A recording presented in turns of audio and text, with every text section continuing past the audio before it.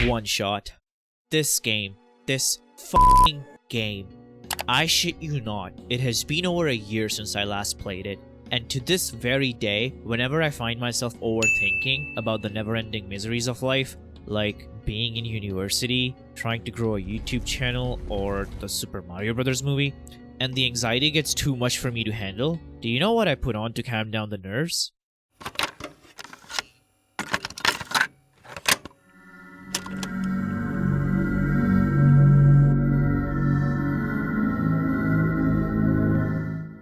Listening to this legendary soundtrack composed by Night Margin, I am reminded of a certain someone.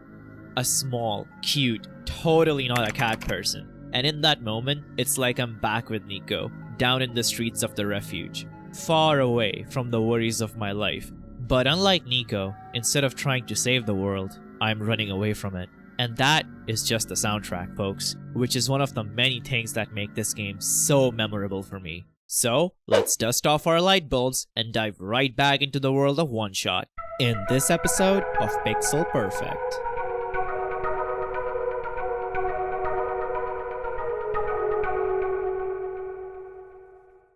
I'm not gonna lie to you, I've been putting off making this video for the longest time possible. Every time I start writing for it, I end up stopping short, and it's because I want this video to be perfect. Pixel perfect? The thing is, I've been too afraid that I'm gonna mess it up and the video is not gonna be good enough. And how can I not be? The very first and only Pixel Perfect I did ended up being the most successful video on my channel by a long shot. And mind you, that was for a game that I know inside out.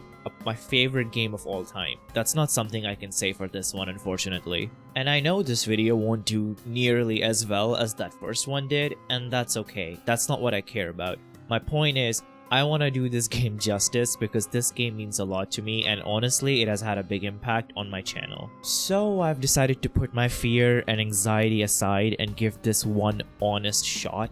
Let's see how that goes. And hey, if you do end up enjoying it, consider subscribing to the channel. I'm trying to hit 400 subscribers and I'm kinda close to it. So let's see if I can make that happen by the end of the month. Anyway, back to the video. It was over 2.5 years ago that I made my very first OneShot video, and it is quite a funny story of how I even came across the damn game. My girlfriend at the time, she was super into puzzle games, and that is one video game genre that I really hated, and still do to a certain extent. But she really insisted that I play OneShot, and not just by myself, but to record it and put it on YouTube for the world to see. I was super hesitant at first, but being out of ideas and having a general lack of experience in making YouTube videos at the time, I gave in. To be honest, I went into the game telling myself that I'm not gonna like it. I thought I would probably record one episode and never touch it again. And the fact that I ended up playing through the game, not once, not twice, but 3 times on my channel alone speaks volumes to what big influence this tiny game had over me. It was the very first Let's Play series I did on my channel, and I learned a lot through that experience. This was before I had a microphone and was using my shitty phone mic with a sock over it to record in my college dorm. I wasn't fully comfortable commentating either, and absolutely hated hearing back my voice when editing. Welcome to OneShot. I have next to no idea about this game. The art style looks super cool, and kinda reminded me of Undertale, and it's a recommendation, so less talking and more playing. Let's see what this game's all about. Heck, I barely knew how to edit, but following Nico's adventure from the desolate barrens to the mysterious tower kept me going. And the community engagement that I got playing through the game was the best part. A few comments might not mean a lot to some people, but to me it meant the world. People would give me tips and encourage me to keep going. Making OneShot videos was turning out to be the highlight of my life during that time. I would be so eager to come back from my classes and get back into the game.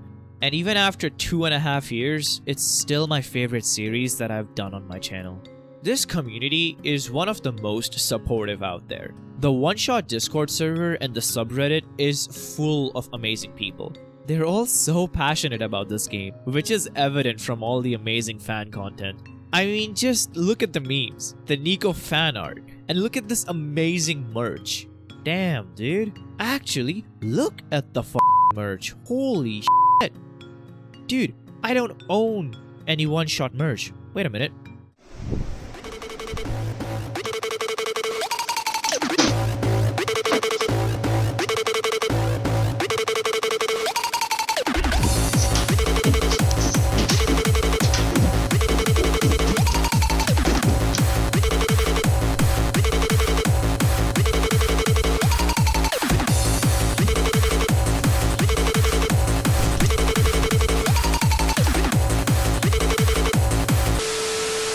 Alright, that's that fixed.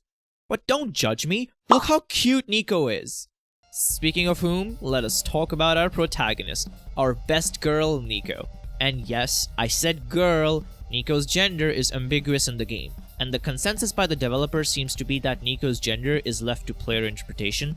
And for me, Nico has always been the best girl boss, ready to take on the world, ready to save it, even if that saving comes with big sacrifices.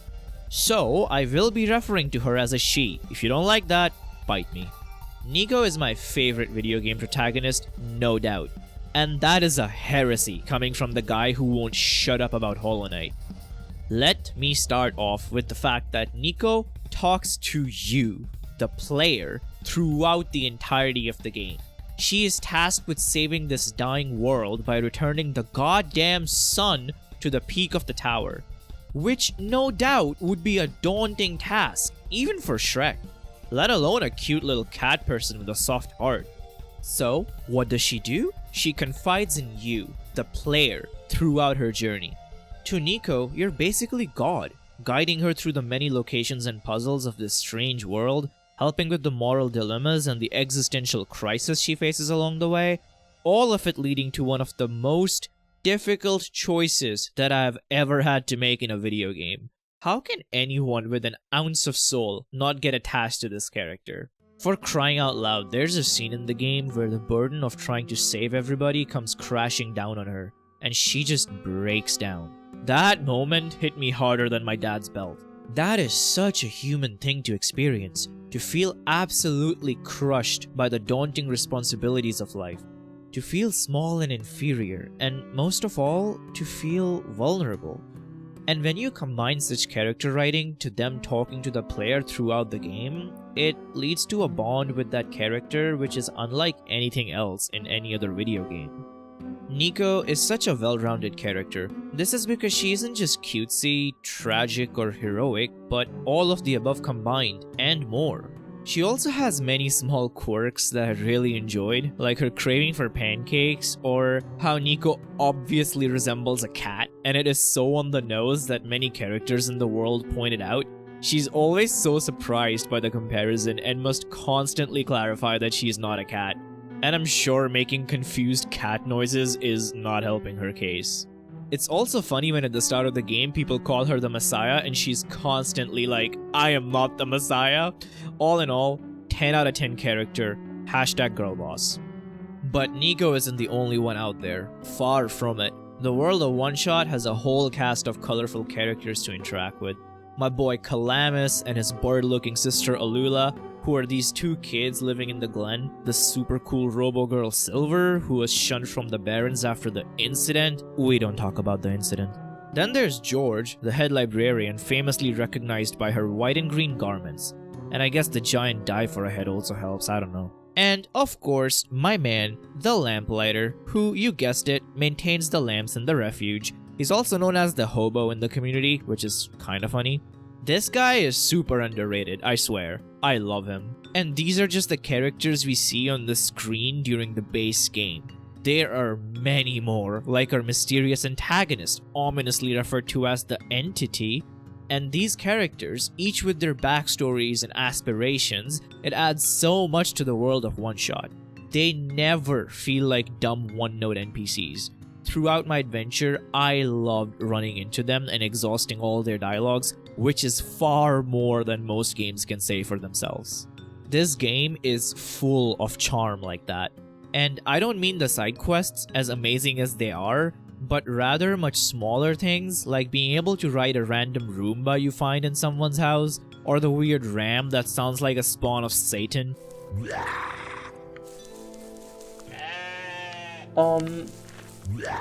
Why do you sound like a demon? These weird things help flesh out the world far beyond the usual, oh, the world is ending trope. It honestly really gets you thinking. Like, who rode the Roomba before Nico?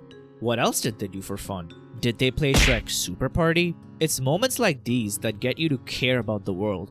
It makes you want to save it, rather than having an obligation to do so. And I know I've been sucking this game's dick for a while now, but we have yet to reach the climax, baby. The Solstice run. So you know how I keep talking about having to make a very difficult choice at the end? Well, at the end of the first playthrough, when you reach your destination at the top of the tower, you are presented with an impossible choice. A goddamn ultimatum. Save the world, or sacrifice it to save Nico. And I shit you not, I had to edit out a solid 20 minutes of me just contemplating this choice. The absolute sheer willpower it took me to not look it up on the internet was bigger than my will to live. Mind you, throughout my Let's Play, people in the comments had been hinting about something called the Solstice route. Again, I had no idea what it was, as I was doing my best to avoid spoilers. So with that in the back of my mind, I chose the option to save Nico while sacrificing the world. It was a powerful moment for me that I still recall to this day.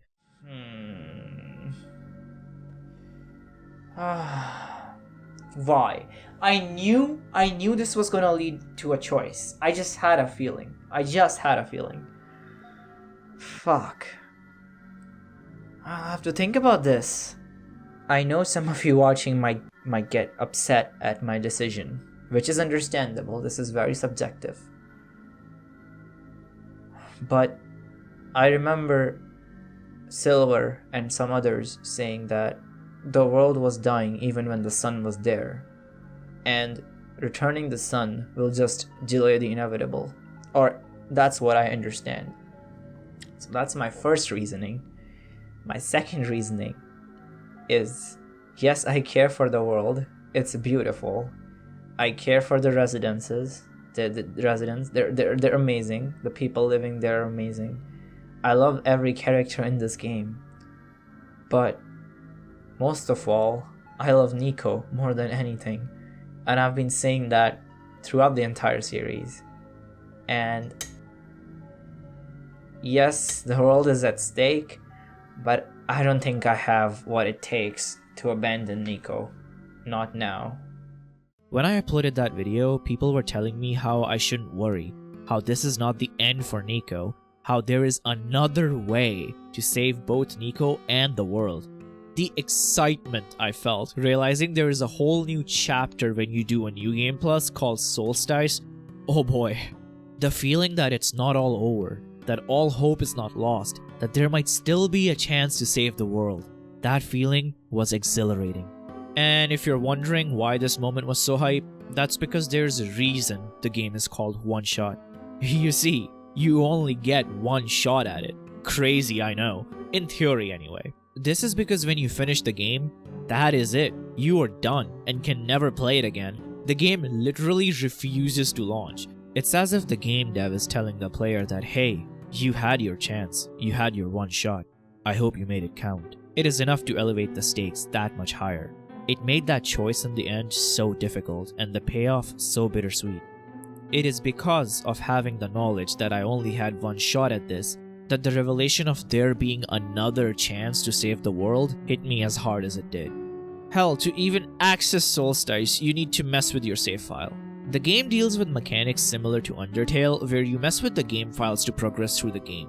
This never feels like a cheap, tacked-on gimmick for the game to go, haha, look how clever, while flashing its meat in your face.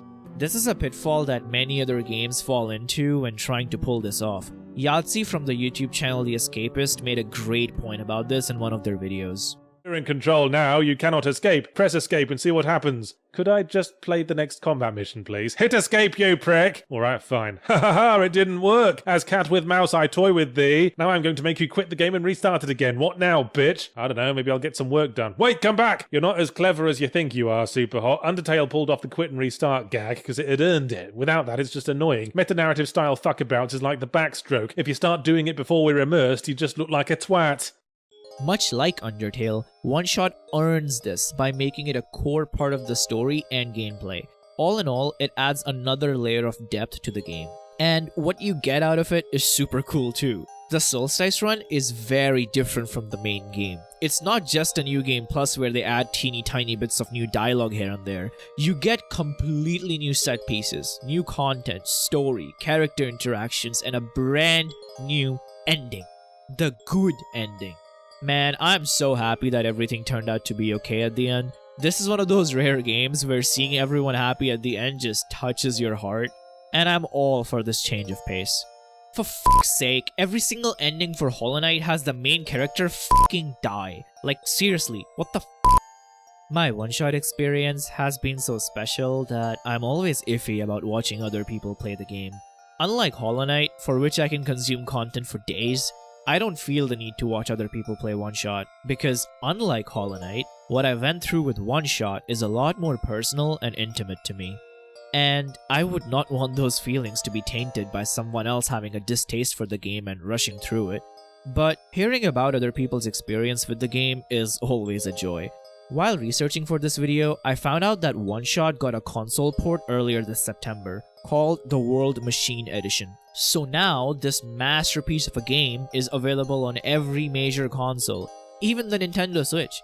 It is crazy to think that the original game was made all the way back in 2014, and it's after 8 long years it found its way to the console world. Honestly, it makes me very happy. The more attention this game gets, the better. So if you've never played this game because of hardware restrictions, now's your chance. You do not want to miss out on this. The keen listeners among you must be noticing a pattern here. All these quirks the game has are like dressing on an already well-baked cake. If you remove all the bells and whistles, you're still left with a simple yet amazing heartwarming story. A world enriched with lore, characters, environments, and fun puzzles to solve. This is something that sticks with you years after you experience it. And that is why to me, and many others, OneShot is, and will always be, pixel perfect. Thank you for watching.